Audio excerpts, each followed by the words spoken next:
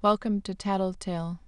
Here's today's story. I told him I wasn't ready for a relationship, then watched him fall for someone else. He would have made the perfect boyfriend. I knew that the moment I met him. Kind eyes, a stupid sense of humor, and a calmness that felt like shade on a scorching day. The kind of guy you don't just date, you settle down with, build a life with. And that was the problem. I wasn't ready to be someone's forever. At least, that's what I told him. We met through friends. Texted for weeks before our first date. He picked the restaurant carefully, some cozy little Italian place with candlelight and real silverware. He even held the door open for me. The audacity. I liked him. That was the issue. I liked the way he made me feel safe, adored, listened to. But I also liked the way other people made me feel. Strangers. Men I didn't even know the names of.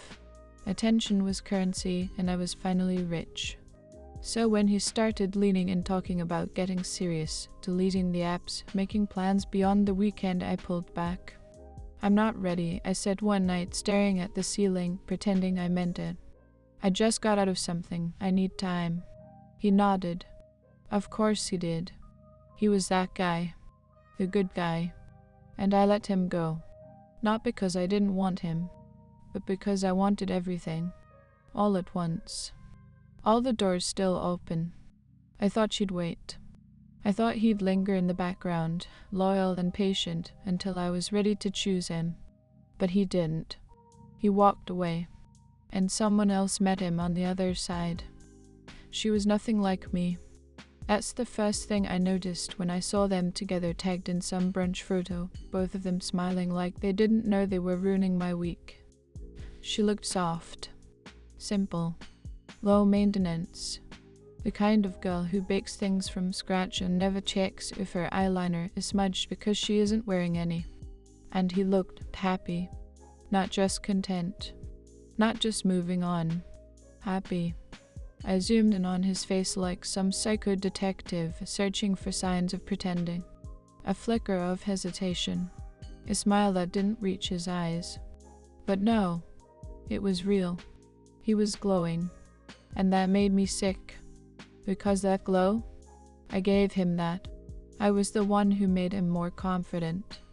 I was the one who challenged him, flirted without handing everything over, kept things exciting. I gave him edge.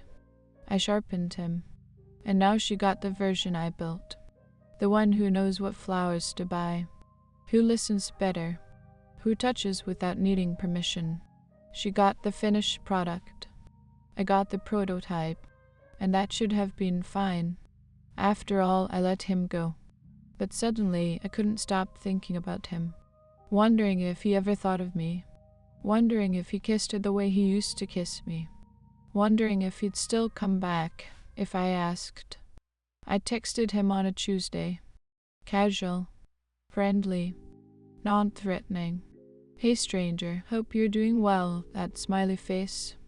Calculated, warm enough to disarm. Not desperate enough to warn his new girlfriend. He replied 2 hours later. Hey wow, it's been a while, I'm good, hope you are too. No emoji. No follow-up question. Just a wall dressed like a window. I stared at it for a long time. I could have let it end there. Taken the hint. But I've never been good at settling for silence. So I typed, just saw a photo of you, glad to see you happy. She seemed sweet. He replied with the heart emoji. Not a red one. The neutral gray one. The one people use when they want to say thanks without offering anything else. And that should have been the end of it. But it wasn't. Because now I couldn't stop picturing them together. At breakfast. On walks. In bed. Her wearing his shirt. Him brushing hair behind her, yeah, like he used to do with me. And I hated her. Not because she was better, but because she was enough. I started posting more. Photos of me dressed to kill. Half smiles, soft lighting, captions that sounded effortless but took 20 minutes to write. I wasn't trying to win him back, at least that's what I told myself. But every story was curated for him. Every angle, every playlist, every sunset selfie designed to whisper, "Look what you're missing." And he watched them. I saw his name in the viewer list. Not every time, but often enough to keep the hope alive. I told myself that meant something. That maybe he wasn't as over it as he wanted to be. That maybe, just maybe, he missed me too. I didn't care that he never liked the posts. The views were enough. Silent proof that I still lived in the corners of his mind. Then one night, I posted a throwback of us. Just a photo of my hand in his, no faces, no tags. The kind of image only we would recognize. He didn't respond. But the next morning, his girlfriend blocked me. Not just unfollowed, blocked. And that's when it hit me. He must have shown her. Or she recognized the background. Or maybe he lied. Told her he hadn't talked to me. Either way, I got what I wanted. I'd been noticed. And now I was officially the problem. I told my friends I wasn't bothered. That it was funny even. Imagine being so insecure you block someone over a handpick. I laughed, swelling my drink like I wasn't shaking inside. But deep down, I knew what it meant. She felt threatened. Because she saw it too. The way he used to look at me.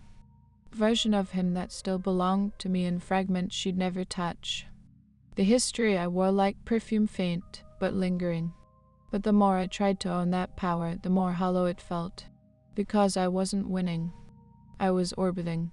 Circling a man who had already chosen peace while I kept stirring chaos to see if I still mattered. I told myself I could walk away in a time. But every time I picked up my phone, his name was there beneath old texts, in old playlists, buried in photos I should have deleted but didn't. I wasn't trying to ruin what they had. I just wanted to know if I still could. A week later, I bumped into them. Real life. No screen. No filter.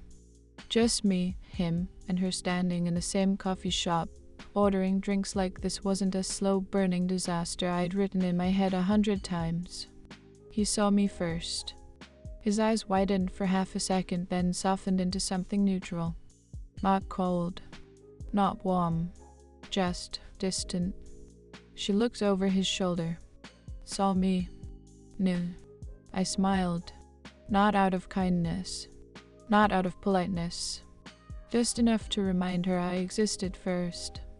She didn't smile back. "Hey," he said, stepping forward slightly, like he wasn't sure if he was supposed to. "Hey," I echoed, voice smooth. Measured. An awkward beat passed. "This is," he started, motioning to her. "We've met," I said quickly. She nodded once. He rubbed the back of his neck. Said, "Well, good to see you." And just like that, they turned to go. No small talk. No lingering. He didn't look back. But she did. And for a moment, I swear I saw it, the fear in her eyes. That flicker of worry that maybe I wasn't done yet. The sad part? Neither was I. After that, I spiraled. Not publicly. Not in a way anyone would notice. But quietly, beneath the surface, checking his socials more than I'd admit, scrolling her tagged photos at 2 a.m., comparing smiles like I was trying to solve some equation where I was supposed to win. I started rewriting things in my head. The way we ended. The conversations we had. The almosts.